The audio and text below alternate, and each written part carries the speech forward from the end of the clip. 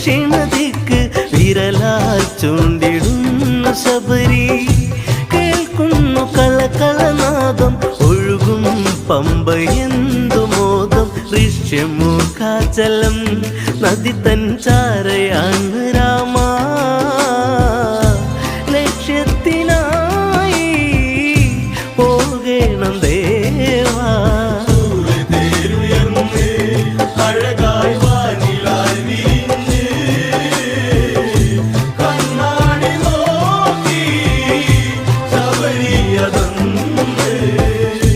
സൂര്യന്റെ സൂനുവിനെ പോയി കണ്ടാൽ വിജയം.